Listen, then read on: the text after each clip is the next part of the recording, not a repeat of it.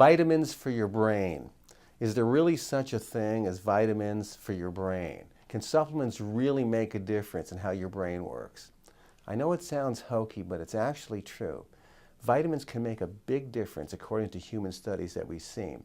This is especially true to prevent and even manage memory loss, dementia, and even early stages of Alzheimer's disease. It's important because Alzheimer's disease is the sixth leading cause of death in our society. It's also important because after the age of 55, the brain stops making optimal amounts of the memory chemical called acetylcholine, and we all start to have some memory loss unless we do something proactive about it. And the brain also starts to shrink as we get older. After age 60, the brain shrinks by 1 to 2% every year. The only thing that's ever been shown to prevent the shrinkage of the brain or slow it down dramatically are certain supplements, vitamin supplements. So to understand it, you have to first appreciate, what happens to the brain over our lifetime. Well, there are certain things that occur in the brain that are due to the aging process itself, and then we can amplify damage to the brain through faulty dietary and lifestyle behaviors. So what happens in the brain that leads to memory loss, dementia, and Alzheimer's disease are the following steps, and they're all sort of intertwined, if you will. One of the major features is that because the brain uses 20% of the body's oxygen at any given time, because it's so metabolically active to make all the energy that it needs oxygen as part of that process. But there's a downside to oxygen. That is that it generates free radicals as well. The same way if I took an apple and I cut it in half and I expose it to the oxygen and air, how it turns brown and starts to rot. The same thing happens to the brain if it's exposed to a lot of oxygen day after day, which it is. And those brain cells get damaged. There's corrosive effects that occur that can eventually damage the nerve cells to the point where they can no longer function. So we see that free radical damage to the brain over the longer you live, the more free radical damage you're going to have. It's linked to Alzheimer's, it's linked to Parkinson's disease.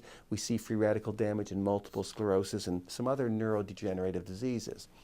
But we've also seen that antioxidants can slow down the free radical damage, and that's what we're going to come back and talk about in a second. The other thing that occurs in the brain is that the brain stops making optimal amounts of the memory chemical called acetylcholine as we get older. And that's because the brain can't make the raw material for that memory chemical. It can't make choline the way it once did when you were younger, and it can't absorb it the way it once did. So the brain chemical of the memory chemical starts to drop off. Studies have shown that if you can get more choline into the brain, that you have a much better chance of maintaining better memory throughout your entire lifetime. A recent study here in 2011 in the American Journal of Clinical Nutrition just gave us some additional substantiation for that. Other things that can happen due to faulty dietary behaviors. You can produce brain inflammation from eating the wrong foods, and brain inflammation is linked to Alzheimer's disease. You can also clog up the arteries in the brain the same way you clog up arteries in your heart. You can clog up arteries in your brain with fat and cholesterol and plaque. And that then blocks blood flow to key nerve cells, and if they can't get nutrients and oxygen, then those nerve cells are going to die or stop functioning the way they did when you were younger. So that type of vascular dementia is a result of that kind of clogging up of blood vessels. And then most recently, we've seen that people that are diabetics, people that have high blood sugar levels, people who are overweight and out of shape, and all these people have blood sugar irregularities and usually higher insulin levels, that those individuals have a much higher risk of developing Alzheimer's disease as they get older than someone who's fit and thin and a non-diabetic. Why? Because the high sugar and high insulin is sort of sugar-coating proteins in the brain, causing glycosylation, as we call it, to certain brain proteins and producing other types of damage. That's linked to an increased risk of dementia and Alzheimer's disease. So these lifestyle factors combined with aging factors all culminate into a profile that we all have that either increases our risk for these problems or helps to mitigate the risk. So what have supplements been shown to do? Well, supplements have been shown to reverse many of these changes and slow down brain aging itself. How? Certain supplements can raise the brain level of acetylcholine, which is the memory chemical that normally declines as you get older. Certain supplements can improve blood flow through the brain, so you're getting better oxygen and nutrients to all the brain cells.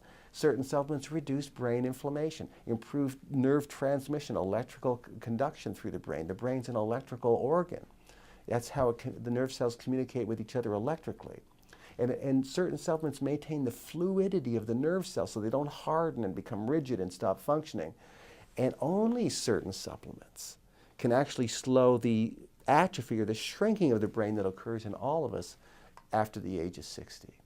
So what are the key vitamins that can do this? Well, I will tell you that it's only certain B vitamins that have ever been shown to slow the atrophy of the brain, the shrinking of the brain that occurs as we get older.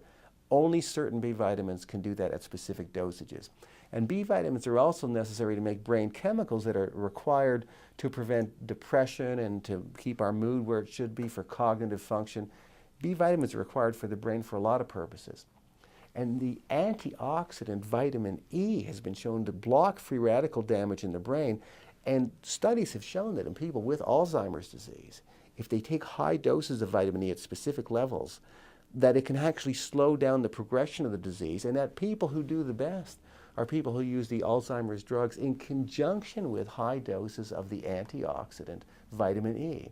And also omega-3 fats have been shown to improve brain circulation, improve nerve conduction, also experimentally anyway, help block the formation of what's called the beta amyloid plaque, which is a hallmark feature of Alzheimer's. People with more omega-3 fats intake in their blood and their brain have less Alzheimer's disease in all the populations that have been studied so far. And then there are some herbal agents that can raise the brain level of acetylcholine, CDP choline, phosphatidylserine, Bacopa monnieri, and the other one that I like is phosphatidylserine as well. Those ones together as a single supplement after the age of 55, really, really important. So but you have to know what you're doing. You have to know the right dosages and the right standardized grades. And you must know this, certain supplements for the brain are actually dangerous. Things like ginkgo biloba and vinpocetine and DAME, dimethylaminoethanol.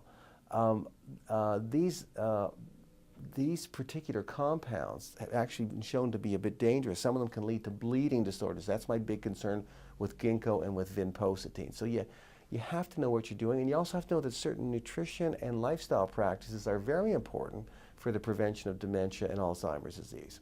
Unfortunately, the drugs for Alzheimer's disease are not the answer to its management, because within 7 years, the average Alzheimer's patient dies within 7 years of the diagnosis because the drugs don't really stabilize the condition as well as it should. So the answer really lies in slowing down brain aging and mitigating the faulty dietary and lifestyle practices that we have. And supplements, vitamins can do a tremendous amount to help. My problem is that most medical doctors don't study enough nutrition and natural medicine to really, get this across to the patients that they see. And so what I've done is I've explained exactly what you need to know in this little ebook that's available here. It's called the Nutritional Guide to the Prevention of Memory Loss in Alzheimer's Disease. It shows you the complete program. All the scientific references are there. All the human clinical studies are there. So I didn't just pull it out of the sky. This is what people need to know today about protecting their brain as they get older, so you can stop all those changes that are usually associated with deterioration in your mental faculties. So download the book right now. Look at what those strategies are. It'll all make sense to you, and put those simple practices into place in your life as soon as possible. Now at machinohealth.com, you'll see my other research review papers. You'll see other videos I've created, footage from my live professional seminars, other resources and downloads that I've put together that are all there for free to help you lead a long, healthy, functional life. And all the research review papers and teaching materials that I have all the scientific references in them, so you're getting the best evidence-based information that's available today from the scientific community. So you really should make machinohealth.com an ongoing, reliable resource when you're looking for any health or wellness information for both you and your family members, because you're going to be getting the straight goods right there. Thanks so much for watching.